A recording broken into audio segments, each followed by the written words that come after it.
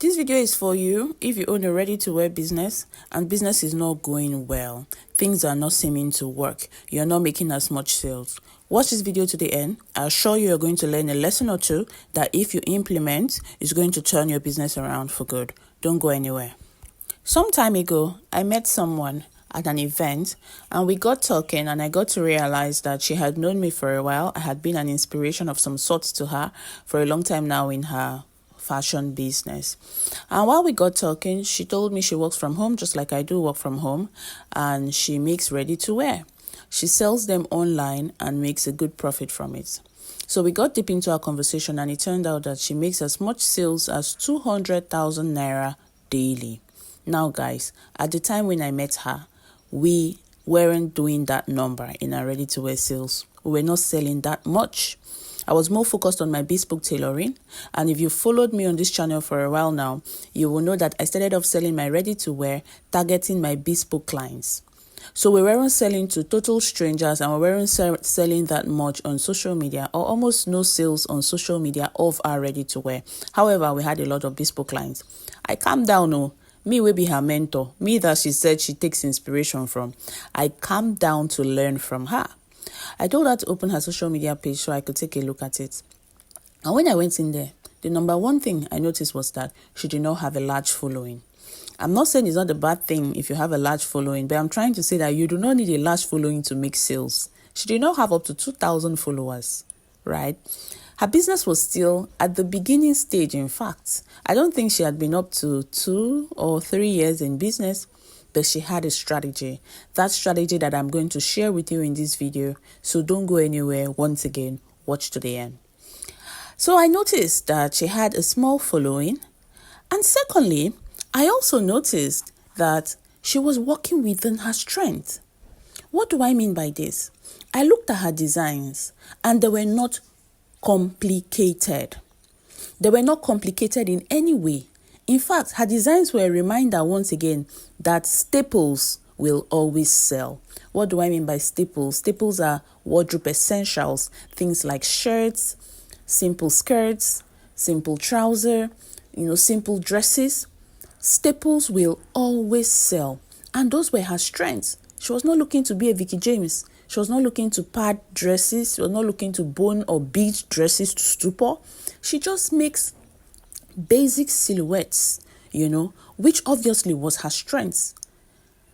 So that was a lesson like, okay, so this babe makes 200,000 Naira sales daily on Instagram, only Instagram, and she does 2 million Naira in 10 days.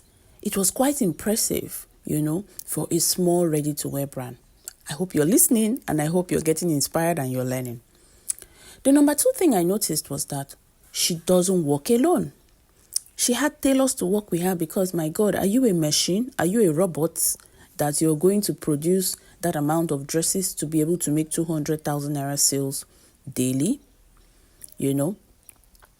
So you need to get staff. You can't work alone. A number of you reach out to me and tell me how you're a mother, how you're always so tired, how you run after your infants or your toddlers, and yet you need to be productive. You can't meet your target sales or your monthly goals, And I always say this and I say it again. You can't do it alone. You need to get tailors. I know it's not easy to find artisans in Nigeria. They are scarce, especially good ones. But people always come up with strategies. Like I said, she works within her strengths. What does this mean? It means that not just her strength, but the strength of her team.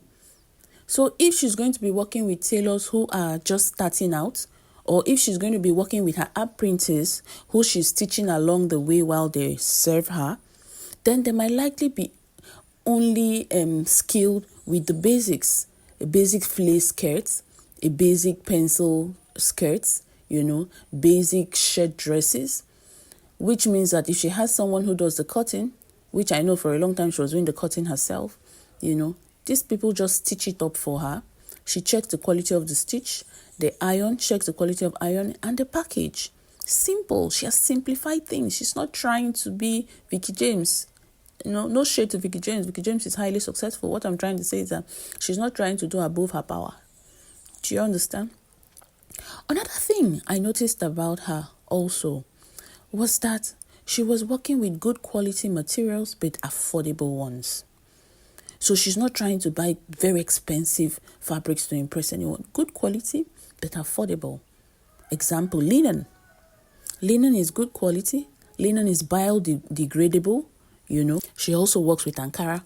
Good quality Ankara. 100% cotton Ankara, Also, the medium Ankara is not bad. The medium Ankara just has lesser thread counts than the 100% cotton Ankara, but they do not run, they do not fade, right? In fact, the cost of a medium Ankara would even encourage you to make more profits if you're not a brand that is targeting, if you're not a premium brand, right? Yes, so coming to premium brand, she knows her position in the market. She was also not trying to be a premium brand. Okay, she is an affordable brand, right? So her pricing also encouraged lots of sales, She leveraged on social media. She leveraged on technology, guys. She doesn't have the money yet to set up a website, according to her, even though I think she does, but she's selling on Instagram, right? Leveraging on a simple technology of social media, right? She's focused on one social media platform because according to her, she doesn't have the capacity to handle, TikTok and Facebook and the rest. So just focused on Instagram. She's focused on Instagram, she's always with her phone to take orders, which means that she is probably running ads. In fact, not probably, she is running ads every day. She runs Instagram ads every day. And she spends as much as 10,000 Naira daily running ads on Instagram. In fact, that was what made me to know how much sales she makes daily, because I asked her, how much do you spend on ads daily? She said 10,000 Naira. And I was like, okay, so what's the return? And she said averagely 200,000, right? I don't need to ask deep. I know that there might be days that it might go a bit lower and there might be days that it might go a lot more higher than 200,000 Naira. I was like, oh, nice. She has the right mindset to spend on ads, because I've met so many people who want to sell on social media who do not want to spend money on advertisements. Now your papa gets Instagram. Mark is also a businessman. Mark Zuckerberg is also a businessman. He's there to make money. So you must be willing to spend money to get eyeballs on your social media page, or you must have enough time to be chunking out content until the algorithm picks you up and makes you go viral. And God help you, you go viral to the right audience that would then buy your products. I hope you're learning a lesson or two from this video, because as simple as this story is, right? Even I was inspired by somebody who said I inspire her. Another thing I was impressed by was the fact that as low as her prices were, being that she's not targeting premium clients, she still gives them a surprise gift in every pack. A surprise gift in every pack that doesn't cost much. She uses her scrap fabrics to make hairbands, to make turbans, and includes them in the packs for her clients. Guys, I implemented it. Not that I've never always known that you can give gift to your clients, but seeing her do it hits me a different way, and I started implementing it. We might not have as much time to sit and produce hairbands as we have a lot of others, right? But I bought affordable gifts. I bought simple things like, earrings, and I include them in my packs. Now, by God's grace, I've gotten my Instagram targeting right? And I said this in my previous video. If you're having challenges with getting your Instagram ads targeting right, you can reach out to me and I would give you my teacher's contact so you can go take a class. But if you still feel you need me to help you set up the ad targeting, that I'm willing to do. Just leave me a message, So I have been getting my targeting right, and my ads are being shown to people who very well they can afford these gifts. But guys, it will surprise you that the gift is a gift. It still makes a lot of them so happy. As simple as a 2,000 Naira, 3,000 Naira earring will make them so happy, right? Some of them will even leave prayers for me. And I'm like, okay, not that I've always not known this, but I always thought it must be on special occasions before I give my clients gifts, So I learned that from her.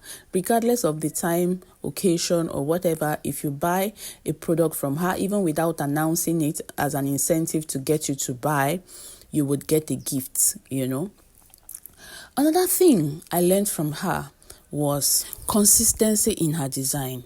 In fact, she doesn't chunk out a lot of designs every now and then. That's one thing I do, maybe because I enjoy designing, but she sticks to like 5-8 designs all year round and just produces those ones. She will change the colors, she will change the prints, but basically the same silhouettes, the same designs throughout the year. And she's selling because most times one client buys the same design 5 times because you produced it in 5 different prints and they love it, right? They love it.